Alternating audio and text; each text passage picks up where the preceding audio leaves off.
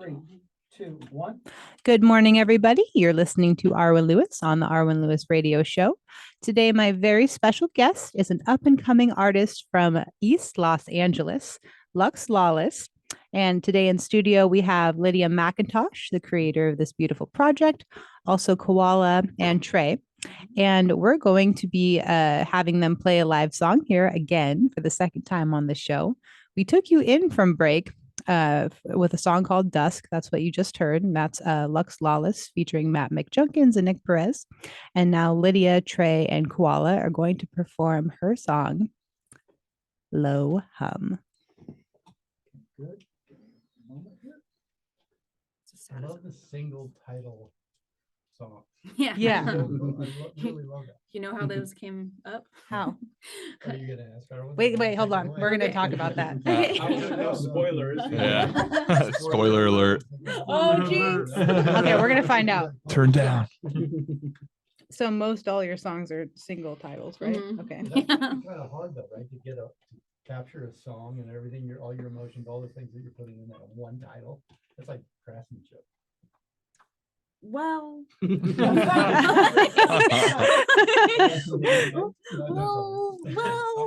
We'll find out. yeah, more to be Next revealed. I was gonna say that. Yeah. All right, here we go. This is segment 3. And After Low Hum. 3, Saddest song. 2, 1. Lydia, Trey, Koala, thank you for that beautiful performance of Low Hum. And Lydia, most of your song titles, as Jeremiah pointed out, are mostly one word. Why is that? So before I go into the studio, even with my producer, Matt, I'll demo out all of my own music. So it sounds pretty interesting. So I'm at my house and my recording studio is an old like wardrobe that you put like clothes in. And I made it into a desk and into a studio, right?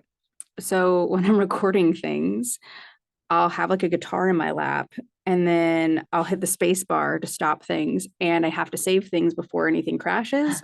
And so I come up with the first word that's there and I'm like, there's a low hum coming from the refrigerator. I'm like, low hum. And then I'm like, amazing. And then like sometimes like in post is from like a post-it, you know, and it's like, there's just like things where I'm like, how do I remember this song? And so a lot of them too, it's like, well, this one's Chuck, you know, it's like, it's just like, what's like sometimes it's when I'm singing it, I'm like, okay, yeah, this is it's not really the thing that I want it to be about, but it's like, I'm just like, how can I save it before my system crashes? Cause it crashes all the time. Oh my gosh. And so I'm just like, I have to save the material. And there's one song, Lead, it used to be called Sweat, but I was like, there's another band. So my producer's in the Beta Machine and they have a song named Tower and Sweat. And I didn't realize that.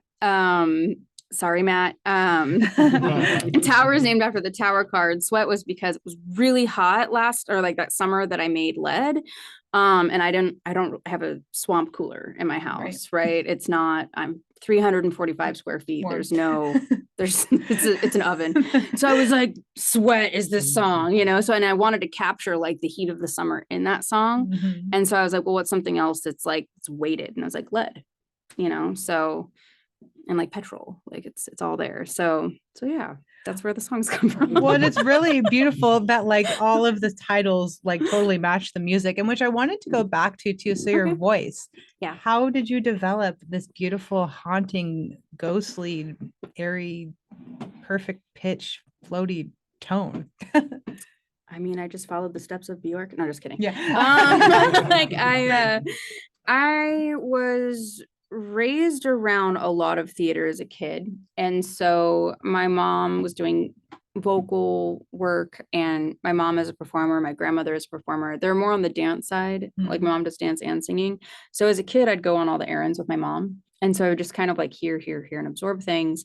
And then I realized like with karaoke, I sing better to British men Interesting. than I do to women in their range.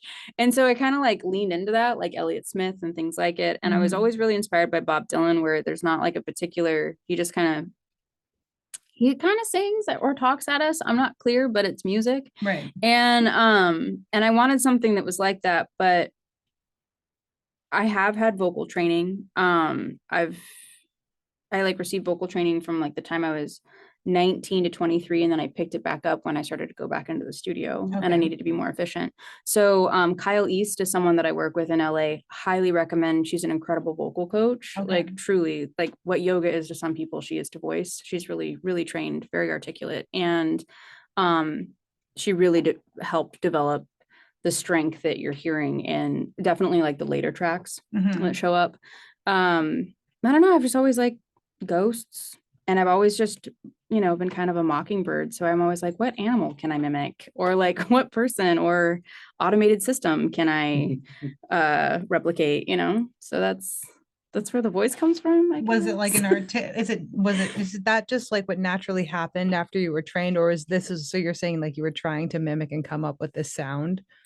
I think in my early days, I tried to figure out like the signature sound, Mhm. and I think it's like that. I think with any kind of art, I do hair as my day job, and it's like, I need like a signature thing that I do. And it's like, it comes to you after a while, Right. like practice makes master. And when I was in punk bands, I always wanted to be like gruff, like Brody Dahl from the Distillers, or Kathleen Hanna from Bikini Kill and La Tigra, but my voice just doesn't carry like that. And so I had to start just listening to myself authentically. And I'm like, where does my voice feel like it's in its pocket, Mhm. instead of chasing something that I can't get to. Right.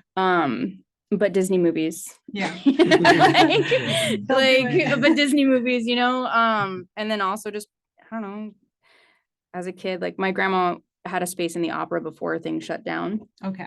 in Germany. And I think there's just something there maybe that like, I'll listen to classical music and be like, can I vibe with this? So yeah, like I just kind of listen to like, whenever I start playing things, I just try to match the vibe with my voice. So I try to resonate the two. That's the right word. Well, yeah, it sounds like Yeah. your voice and the music play off of each other, and then like all of the instruments, and so with the production, so Matt McJunkins, The okay. junk. Matt McJunkins. Yeah. So he's produced all of your music, right?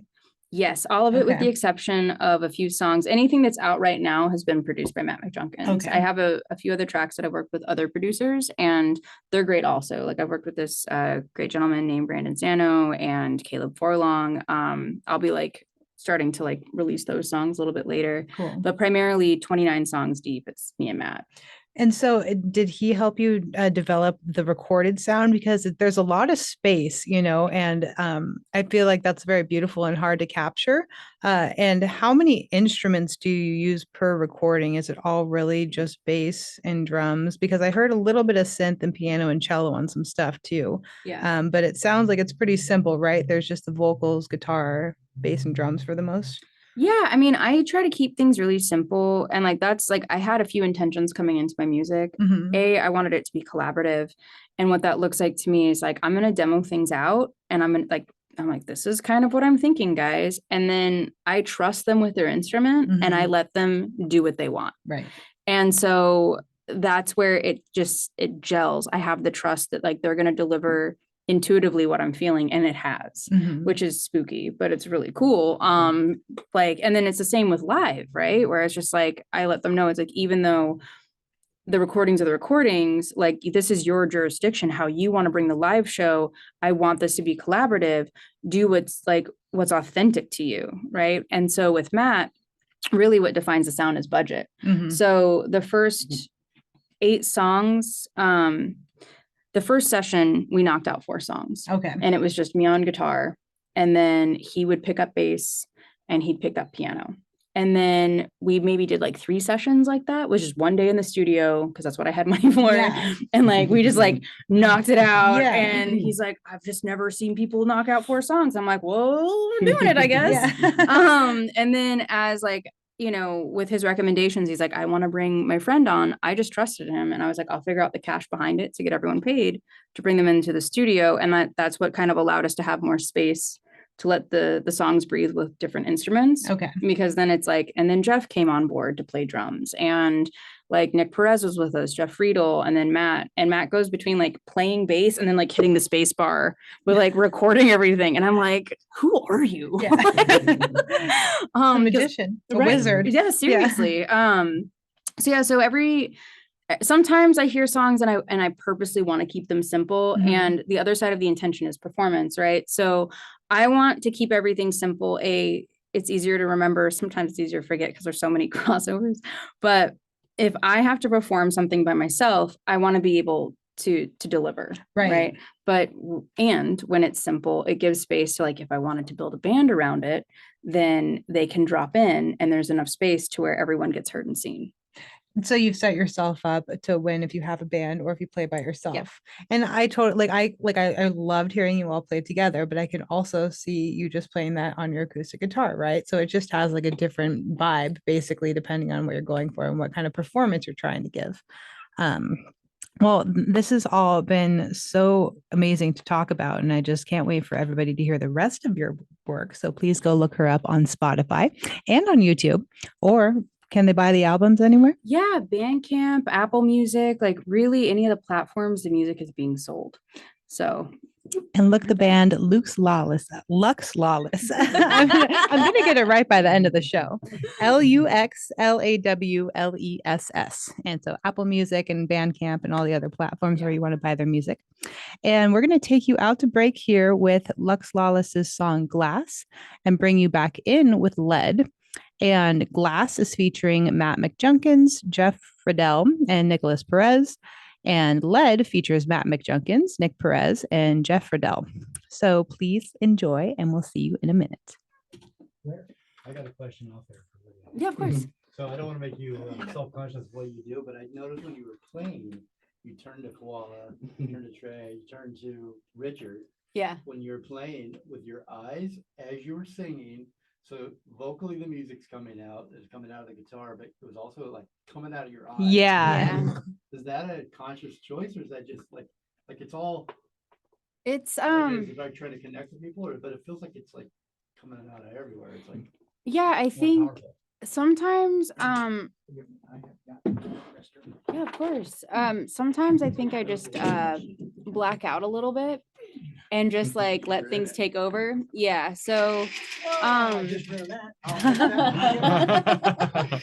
but I know that like sometimes I can get really shy and I can get perfectionist oriented. So I do things to challenge myself. And that's another reason why I make so many songs so quick. So I don't get hung up on the nuances of like, it's not exactly the way it needs to be. I'm like, no, I need to create 10 songs by a deadline done.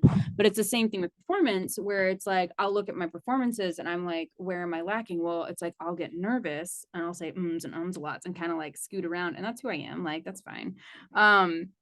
But it's like I also want to give the space to connect with people. And so I was always so impressed by musicians, like anyone from Fleetwood Mac to Peaches, whatever, like how they can just be so strong on the performance and like not look at the guitar and play. And I'm like, well, how do you do that? And it's just like practice makes master. And so it's like there's something there where I know that I need to connect is one thing, but like I think I've started to practice it so much that like when it happens, it happens. Yeah, it was very obvious to me. And Yeah. powerful, kind of like you guys are all connecting, and then even to your audience, Richard, I saw you do that. And wow, that's because you get you almost feel emotion when you see that connection that you're having with the musicians. Yeah. You almost feel the music even more.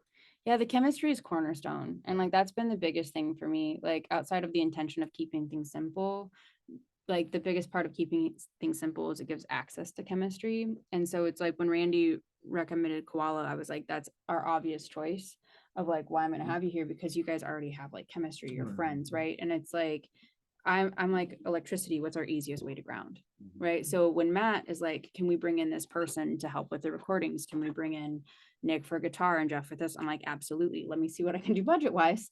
But like, absolutely, because I know that they already have rapport with like playing on tour, like already being in studio, they understand each other's connection. And so the less you have to work with introductions, the more the music can thrive and the chemistry is present.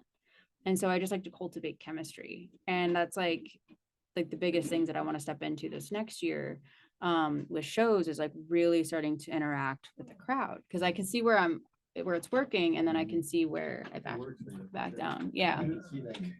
Yeah. That's like could be like your signature thing. Yeah. Like I really felt that too. Yeah. Yeah. I just sold your big guitar out there for $10. Oh my gosh. Just want you to know. Oh man, eBay, buy it I'm gonna now. have to sell your car to get that back. Looks like I'm gonna just you sold what? And I sold your drum set out there. Nice. Yeah. Yeah, it's gone. There we go. There you go. Yeah. We have a All cowboy in the car too. Woo! I Go just get didn't it. No, just bring kidding. it up. I know. Shit. Fortunately, I have a spare. Ah. Okay. We lost you again. Your camera shut. No, you're fine. Now you're back. Now you're back. We got you, we got you. Cool. Okay, now, this is your last segment. How long? 6 minutes. 6 minutes. Yeah, Okay. 6 minutes. All right. Here we go, boys and girls. Mm. Final segment. Final segment. Okay, and as I tell all of the programmers, keep your arms and legs in the vehicle at all times so it comes to a full complete stop. 3, 2. Good morning, everybody. You're listening to Arwen Lewis on the Arwen Lewis Radio Show. Today, my very special guest is LUX Lawless. What are we laughing at over there? And you just heard her song Lead, and that's featuring Matt McJunkins and Nick Perez and Jeff Friedl. We're going to finish up our conversation today talking about your amazing videos that you have out there. How many have you released? Well, we only have one video that's been released. But the funny thing about that is that we made 2 music videos in a day Okay. on a 12-hour day. And You work fast. yeah, Yeah. we're gonna just get in and get out. Yeah.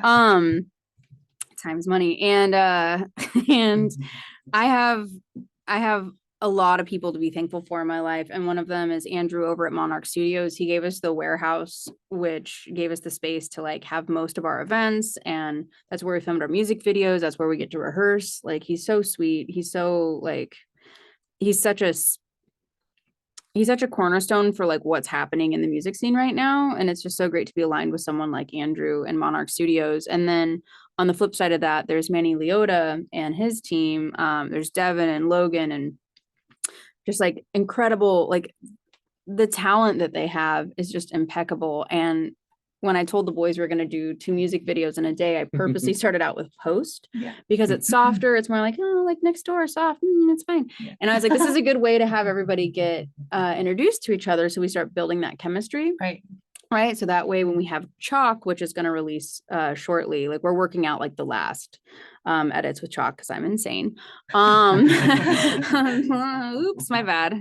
She's exposed. But once we work out like the last like aspects of Chalk, we'll be releasing that. I feel like in the next like 2 or 3 weeks. Okay. And it is the darker quality sister of the music, right? So that's like more like Chalk and Lead and Debts and Steps all kind of live in the same place, where like Post and Bled and a few of the other songs are a little bit more ethereal and softer. Okay. And I wanted that juxtaposition because like it's like we're gonna film in the same place. I don't want it to feel that way. Right. And it's like, how do I like quantify like the time and like make things effective?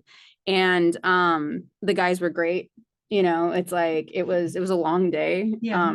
I used to work craft services before I was a hairstylist, and so I made sure everyone was really fed. Yeah. The snack table was awesome. Do the snack table was Yeah, on it was point. something Sounds else. great. Yeah, dude. Yeah.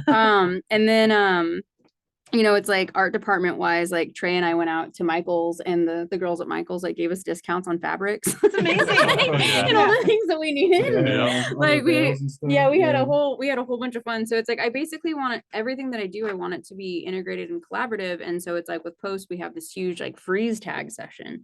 And then which I found out people don't know what flashlight tag is or flashlight freeze What? tag. And so that was interesting to explain.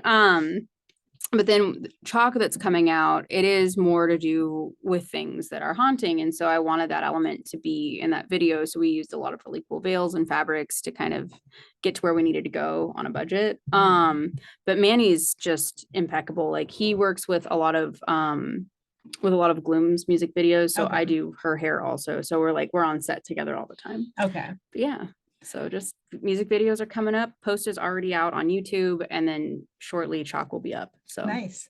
And then do you attach like on Spotify, like if you're listening to your song, can you see the videos there too, like for the songs or no? I'm not sure. Okay. So I'm looking for a manager. If you know any, I am totally here for it. If you're willing to go through the screening, you can please contact Lydia on Yes. Instagram at Just DM me, Luke's. guys. Yeah. DM me. DM her.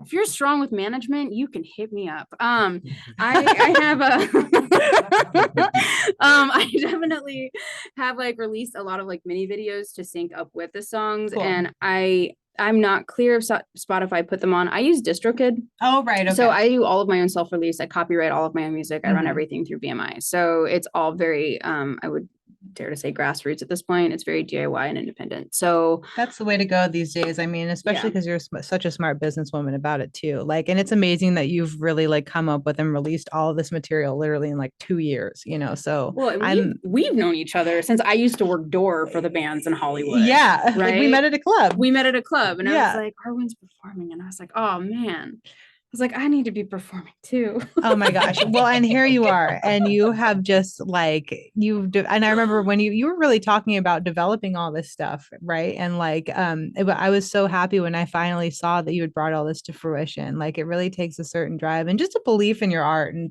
to be a true artist, you know. And so like I'm just so happy for you, and I'm so happy for you to have come on the show today and shared everything. Really quick, you could write a song with one person who you haven't written with yet, who would it be? Rick Rubin Okay, that was easy. Yeah. That was easy. And I Yeah. love that. and Iggy Pop, And Iggy Pop. Okay. Dolly Parton. Yep. 3. That's fine. 3 is Yeah. fine. I love it. There we're at. We're there. We manifested that, I guess. Yeah. And it's coming to you. So anyway, LUX Lawless, thank you so much for coming on the show today. And we're going to take you out of the show tonight with a song premiere of the entire song. Well, not a premiere, but a premiere on the Arwen Lewis show for her song Tower. And please enjoy. Thanks for listening. And you can find out more about LUX Lawless at LUXLAWLESS_official on Instagram. And also look her up on any of your favorite digital platforms to purchase the music. And this is Arwen Lewis. You listen to the Arwen Lewis Show. Have a beautiful day.